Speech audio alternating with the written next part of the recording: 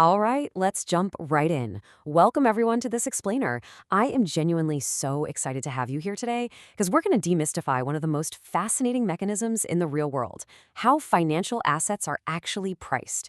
Seriously, if you've ever stared at the stock market or real estate listings or even the price tag on some rare collectible and thought, how on earth did they come up with that number?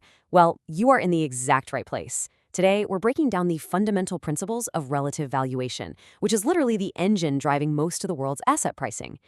Okay, so here's our roadmap for today. We're going to start with 1. Price value and bigger fools. 2. The relative valuation engine. 3. Standardizing the market through multiples.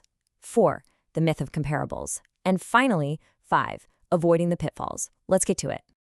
Section 1, price, value, and bigger fools.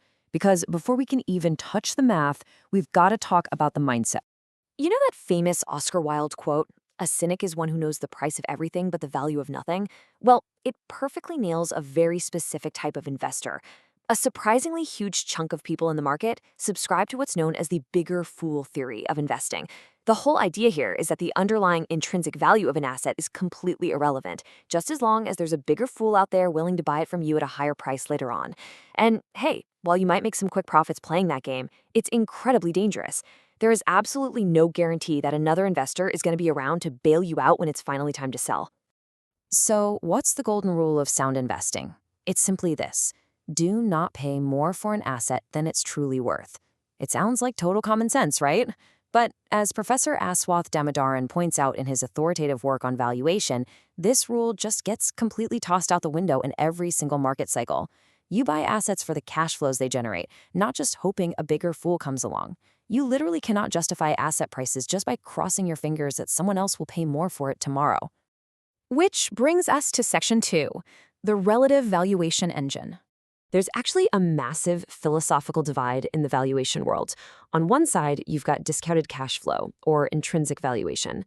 This camp assumes that markets make mistakes, sometimes really massive ones across entire sectors, and then gradually correct them over a long period of time. But on the flip side, we have relative valuation. This approach assumes that the market is actually correct on average, even if it messes up on individual specific assets. And here is our core definition for today.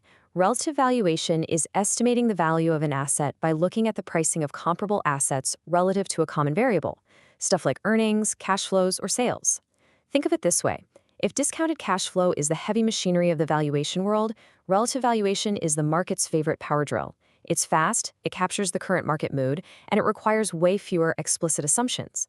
In fact, pretty much most of the valuations you see in the real world, from Wall Street stock research to pricing your own house, yep, they are relative valuations. So how do we actually pull this off in practice? Section 3. Standardizing the market through multiples. The absolutely crucial step to comparing assets is that you have to standardize their prices.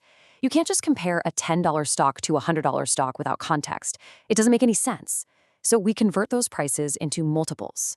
But here's the secret to deconstructing the whole magic of multiples. Every single multiple is driven by a fundamental companion variable. Take the classic PE ratio, price to earnings. Its companion variable is the expected growth rate in earnings per share. If you're looking at price to book value, it's tethered to return on equity. For price to sales, it's the net margin. You literally cannot look at a multiple in a vacuum. You have to understand the fundamental engine driving it. And the market gets incredibly creative here, because we don't just stick to standard accounting numbers like earnings or book value. We use highly specific units of production or reserves depending entirely on the sector. If you're valuing a steel company, you'd probably look at the market value per ton of steel produced. For electricity generators, it's all about the value per kilowatt hour. For oil and gold companies, enterprise value per barrel or per ounce in reserves. And hey, it's not just for old school industrial stuff either. For modern subscription-based businesses, like your favorite streaming platforms, the market uses value per subscriber. You simply take the enterprise value and divide it by the total subscriber count. It just goes to show how incredibly versatile this tool is when you adapt it to non-traditional assets. Okay, so this all seems pretty straightforward so far, right? Find a multiple, find some similar companies, and boom, you're done. Well, enter Section 4, the myth of comparables. I want to ask you a really critical question right now, and I want you to think about it. What exactly is a comparable firm? Your gut instinct is probably to say, oh, well, it's just another company in the exact same industry. But in the world of rigorous relative valuation, that is a massive trap. See, a true comparable firm is one with similar cash flows, growth potential, and risk to the firm you're valuing. Notice what's missing there? Nowhere in that definition is there a strict rule about being in the same industry. A telecom firm could, theoretically, be perfectly compared to a software firm if their risk, growth, and cash flows match up. Grouping companies just by their industry tag is a shortcut, and a lot of times a really flawed one, because firms in the same industry can actually have wildly different risk and growth profiles. And this concept of a true comparable extends way beyond the stock market. Think about real estate. You evaluate comparables by controlling for variables like vacancy rates, square footage, and location. Or what about rare baseball cards? The Honus Wagner T26 card is the most highly valued card on the market simply because there are only 58 known to exist.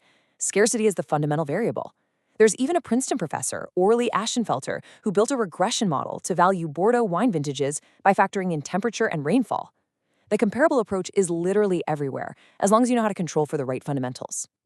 So, knowing how widespread and honestly how subjective all this is, how do we protect ourselves?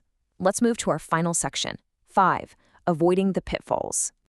If you want to avoid making some seriously expensive errors when using relative valuation, here is a concrete 4-step playbook. Step 1. Define the multiple consistently across every single firm you are comparing. Step 2. Gauge the variance. You need to know what a high, a low, and a typical value actually looks like for that multiple in the broader market.